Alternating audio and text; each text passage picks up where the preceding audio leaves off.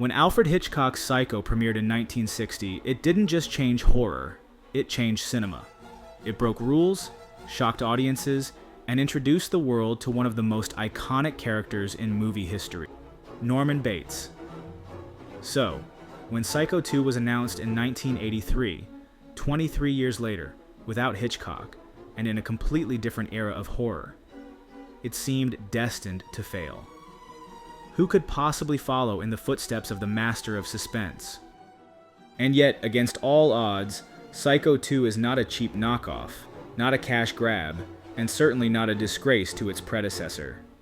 It's something far more interesting, a thoughtful, sometimes tragic, sometimes vicious film that grapples with legacy, identity, and redemption, all while tiptoeing through the slasher boom of the 1980s.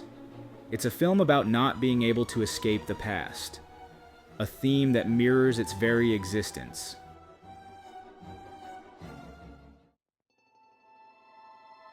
To understand why Psycho 2 was such a gamble, you have to remember just how seismic the first Psycho was. In 1960, Alfred Hitchcock did something no one expected. He took a lurid paperback thriller and turned it into a masterpiece that changed horror forever. It became an instant classic.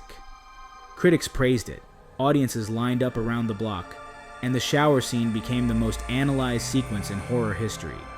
Even the marketing was revolutionary. Hitchcock's insistence on no late admission was unheard of. More importantly, Psycho laid the groundwork for modern horror. It turned psychological dysfunction into a source of terror. It introduced a killer whose motives were personal and pathological, not supernatural, and it proved that horror could be both commercial and artistically daring. After Psycho, there was no going back. The influence rippled through Halloween, Texas Chainsaw Massacre, Black Christmas, and every slasher that came after. And yet, despite the film's enormous success, no sequel was made during Hitchcock's lifetime. For more than 2 decades, Psycho stood alone, unchallenged, almost sacred. Hitchcock himself had no interest in continuing Norman Bates' story. The idea of returning to the Bates Motel without Hitchcock was unthinkable. But time changes everything. By the 80s, horror had transformed into a more graphic, more cynical genre, and Universal decided the time had come to exhume Norman from cinematic purgatory. Psycho 2 would not just be a sequel, it would be an attempt to reanimate a legend and to test whether Norman Bates and the audience were ready to come home again.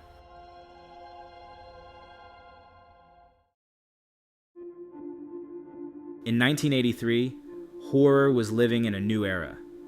The success of Halloween, Friday the 13th, and the Texas Chainsaw Massacre had shifted the genre toward more violent, body count-driven slasher films. In that context, Psycho, with its slow burn suspense, psychological drama, and black and white aesthetic, felt like a relic. So, when Universal greenlit Psycho 2, fans and critics alike were skeptical. Hitchcock had passed away in 1980. Why risk tarnishing his legacy with a sequel no one asked for? But the studio made 2 bold moves that gave the film a fighting chance.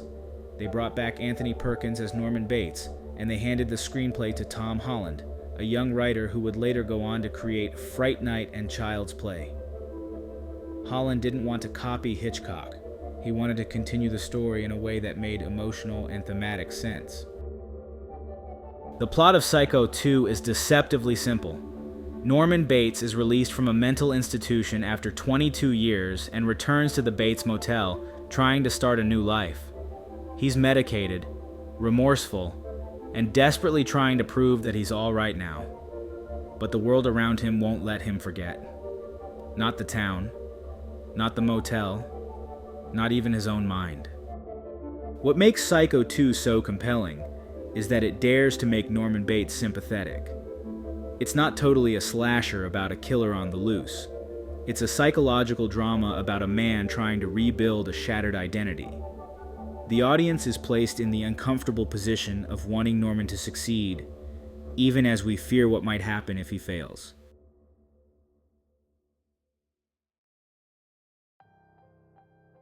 What Psycho 2 understands so well is that horror doesn't always come from within. It can come from the world around us. The people surrounding Norman don't want him to heal. They want him to remain a monster. Even as he desperately tries to reintegrate into society, his troubled past refuses to let go, and soon people begin turning up dead. Vera Miles returns as Lila Crane, now Lila Loomis, the sister of Marion from the first film. She's turned into an antagonist, orchestrating an elaborate gaslighting scheme to drive Norman insane again.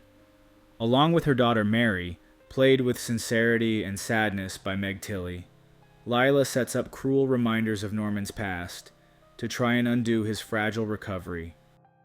In a brilliant twist of irony, Norman might be the least dangerous character in the film. This reversal of roles, where Norman is the victim and others are the villains, adds a moral complexity that few horror sequels dare to explore. It asks, who gets to decide when someone is truly rehabilitated? And how much responsibility does society bear for keeping people trapped in their past? Of course, Psycho 2 doesn't ignore the horror landscape of the 1980s. It blends its psychological drama with moments of sharp, bloody violence. Director Richard Franklin, a student of Hitchcock's, strikes a careful balance between suspense and slasher tropes.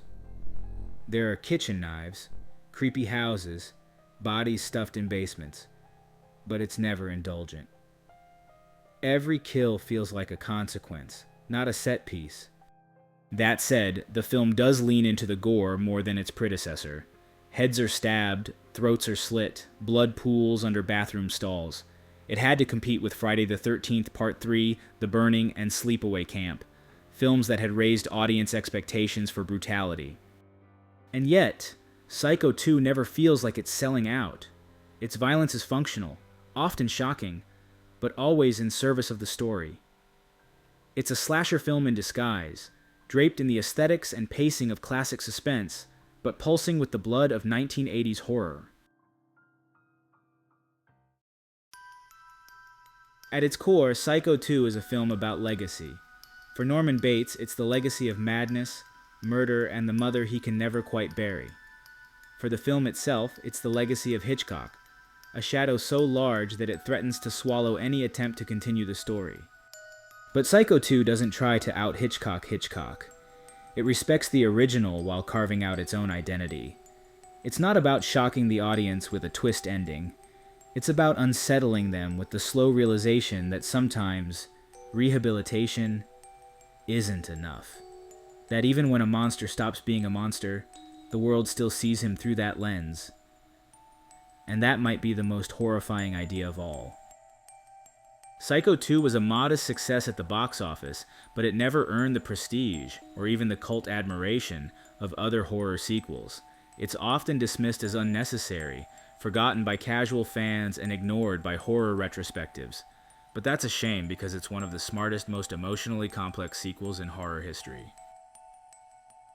It didn't just continue the story of Norman Bates, it complicated it.